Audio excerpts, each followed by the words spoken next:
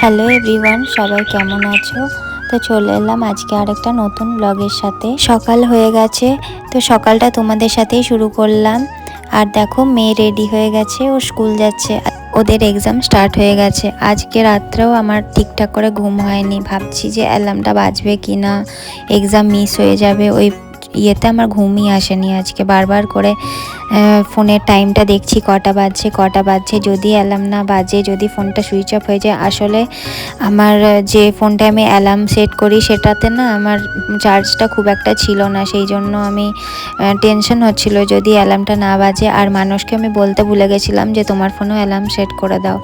আর আমার আরও দুটো ফোন আছে, ওগুলো তো আমি ভুলে গেছি সেট করতে। যাই হোক, মম্মি টাইমলি চলে গেছে, কোনো অসুবিধা নেই। তারপর আমি আমার নিজের কাজ শুরু করে দিলাম, রান্না বান্না যেগুলো থাকে আর কি। মানুষকে টিফিন দিলাম, আর ও বেরিয়ে গেল অফিস। সে টাইম হয়ে গেছে ওরও, 8টা 10-এর মধ্যেও বেরিয়ে যায়। কখনো কখনো খুব লেট হলে 8টা 15 বেজে যায়, বাট চেষ্টা করে 8টা 10-এর মধ্যে বেরিয়ে যাওয়ার। আর কত রোদ দিয়েছে দেখো, কি সুন্দর রোদে আমি একটু বসে চা খেলাম। রোদটা নিতে বেশ ভালোই লাগছে এখনও অবধি, এরপরে হয়তো গরমটা লাগবে।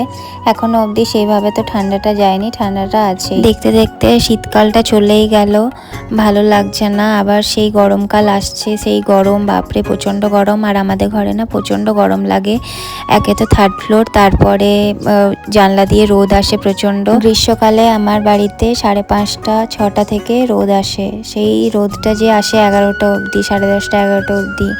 সেই রোদের জন্য আমার ঘরটা পুরো গরম হয়ে যায়, আর সেই ঘরটা ঠান্ডা হয় না, প্রচণ্ড গরম থাকে আমাদের ঘরটা। আবার এই শীতকালটার জন্য পুরো একটা বছর ওয়েট করতে হবে। যাই হোক, এইভাবেই তো দিনগুলো কাটছে, এইভাবেই চলে আসছে বছরের পর বছর। প্রথম যখন কলকাতায় আসি তখন আমার প্রচণ্ড অসুবিধে হতো, মানে আমার এখানে গরমটা না সহ্য করতে পারতাম না। এখন অনেকটাই হ্যাবিট হয়ে গেছে, মানে আমি বাইরে বেরোতে পারতাম না, সন্ধেবেলাতেও এমনকি আমি বেরোতে পারতাম না। তো যাই হোক, এখন অতটা অসুবিধা হয় না।